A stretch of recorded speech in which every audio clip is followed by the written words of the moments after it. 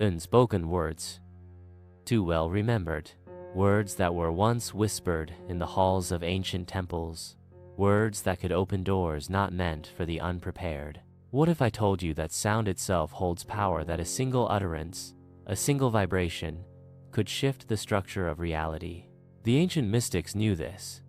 They knew that language is not just a tool for communication, it is a tool for creation. To them, words were spells, and every sound carried a frequency capable of shaping matter, shifting minds, and stirring the soul.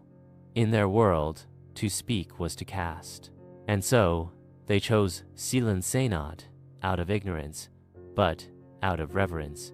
Imagine standing at the edge of a great abyss, where the wind whispers forgotten names into your ear. Would you repeat them, or would you feel the weight of something older than time holding your tongue still? This is not a story about superstition.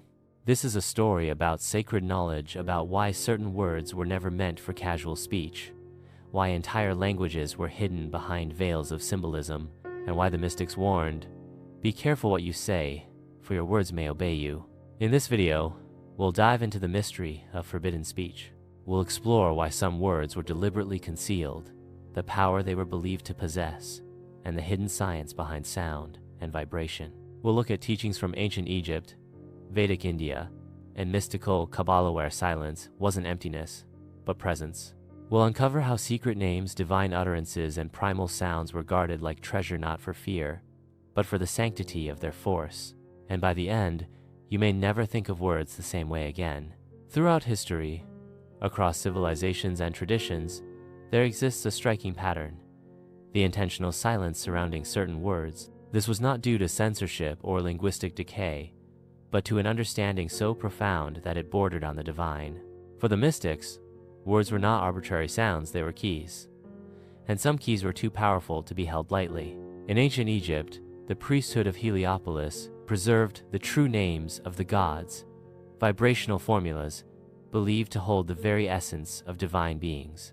It was said that to know the secret name of a deity was to have power over it. One myth tells of Isis, who tricked the sun god Ra into revealing his hidden name, granting her unmatched magical authority.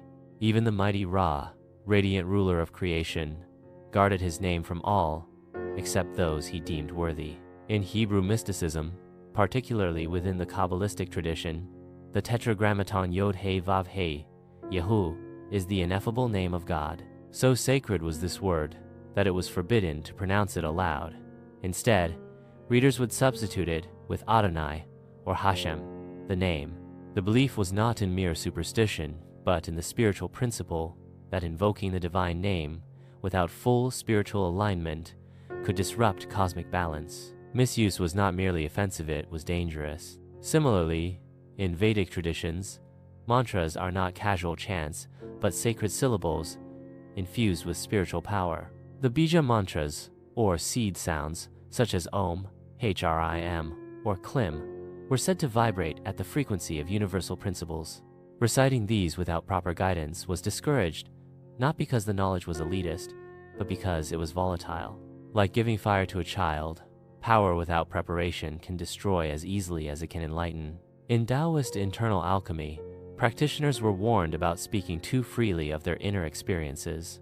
Words were believed to leak qi, vital energy, and expose the practitioner to external disturbances.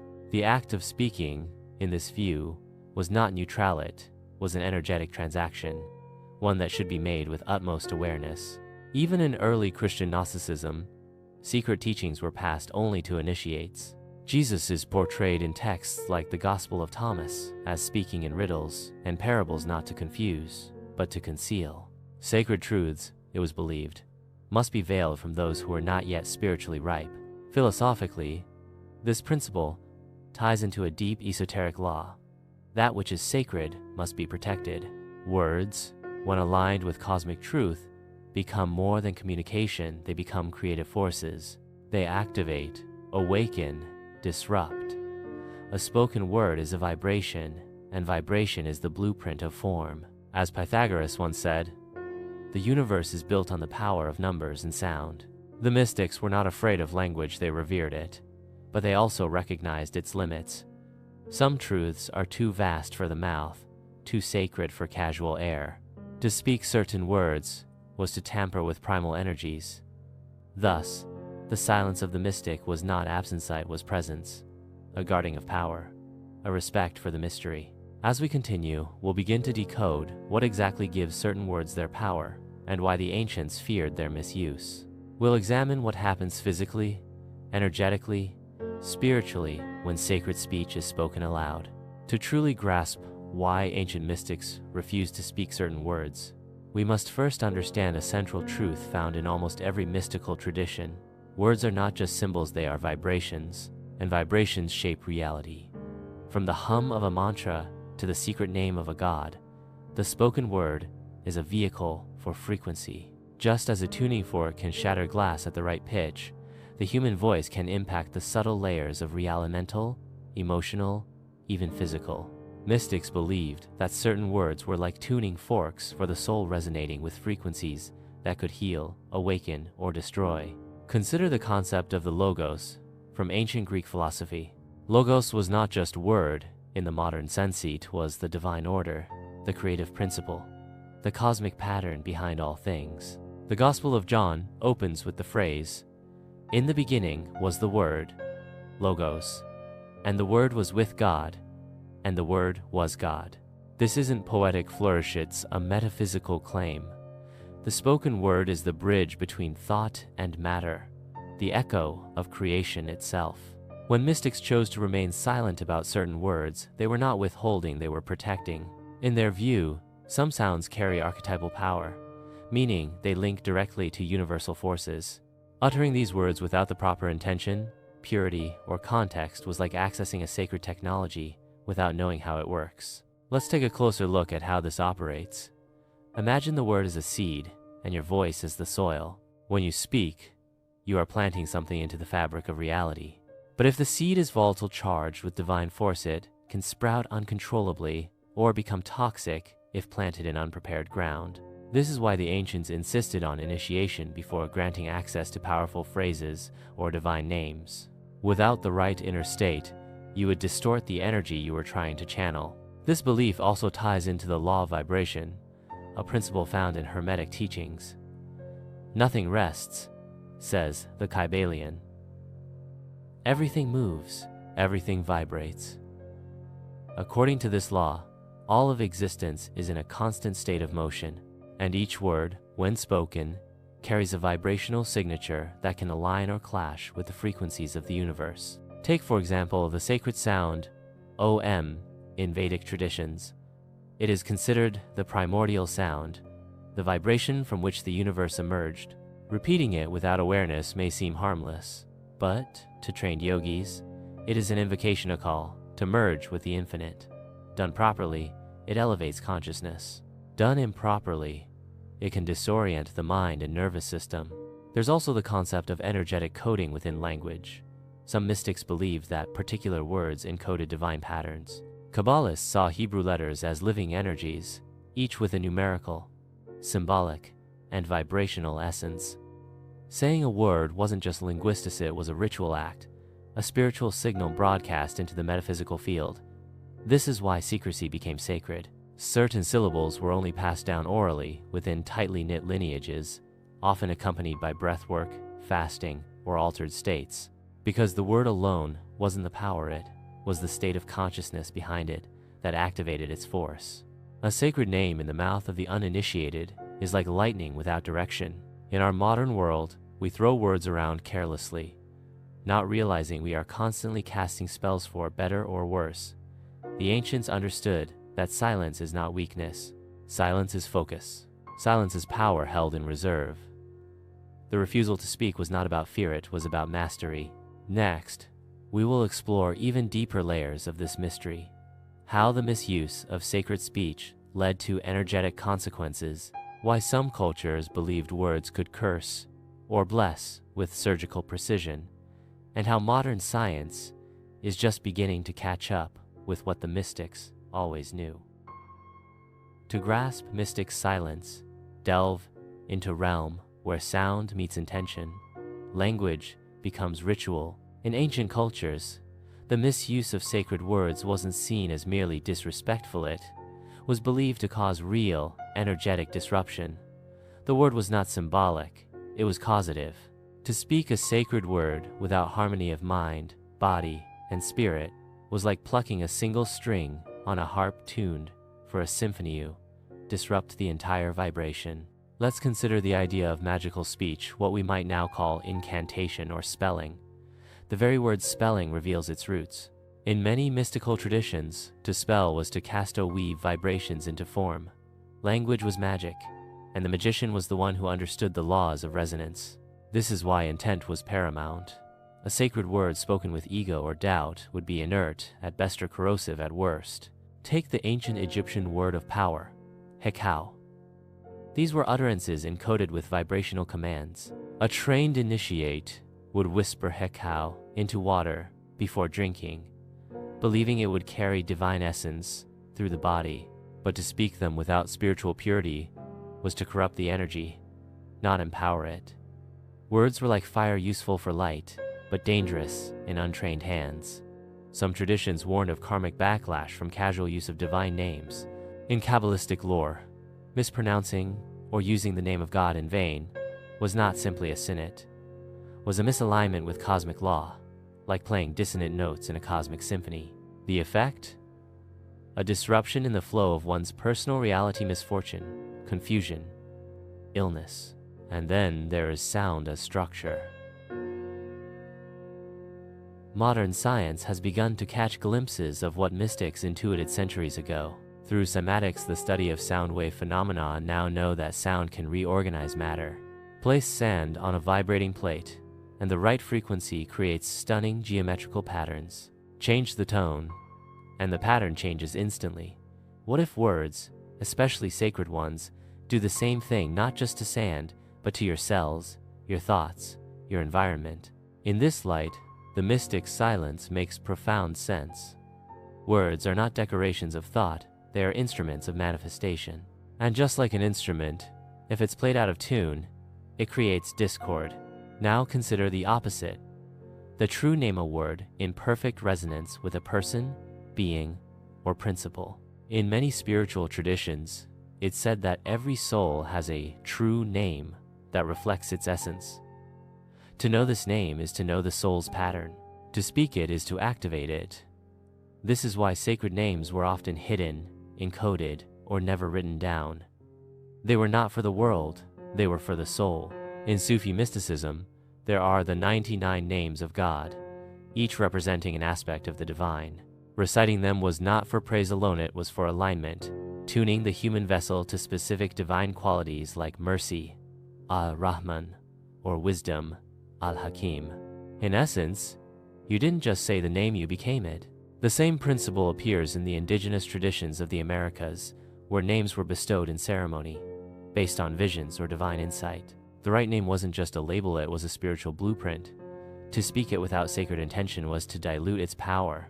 In the East, Tibetan monks were taught to vibrate mantras with such precision that they altered their own brainwaves and subtle body fields. Not only did the words matter, the tone, breath, and inner silence between syllables mattered too. This is the great paradox of sacred language. The more powerful the word, the more it must be protected by silence. Today, surrounded by noise, we've forgotten this art, but the ancient mystics didn't. They knew that careless speech bleeds energy, that the wrong word, spoken at the wrong time, could undo lifetimes of cultivation. And so, they chose their words like a sculptor chooses their chisel, with reverence, precision, and purpose. In the next section, we will shift from theory to practice. How can we apply this wisdom in the modern world? How can we speak with intention, guard our energy through silence, and maybe even rediscover our own sacred names? If words truly carry power, if they shape vibration, influence energy, and alter perception, then it becomes not just wise, but essential to become intentional with how we speak. The mystics did not withhold sacred speech to hoard knowledge. They did it to teach discernment. In the noise of modern life, reclaiming this ancient awareness begins with a simple practice: mindful speech. Start with observation. For the next 24 hours, observe your own words, not to judge, but to witness. What do you say when you're tired? Angry? Excited? Notice how your words shift your energy. Do they uplift or drain? Do they bring clarity or scatter your focus? This alone is profound because most people speak unconsciously, spilling energy with every conversation. Ancient mystics trained themselves to speak as if every word were a spell, because in their view, it was. A single phrase, uttered with awareness, can shift a moment. A single careless comment can linger in the aura for days. Try this. Before you speak, ask yourself 3 questions. Is it true? Is it necessary? Is it aligned with the energy I wish to create? This doesn't mean becoming silent and aloof. It means becoming deliberate. When you begin to speak from awareness, your words gain resonance. People feel it. Your reality responds to it. You begin to vibrate with clarity, not confusion. Another powerful practice is mantra work, but approached with reverence, not repetition. Choose a sacred word that resonates with you.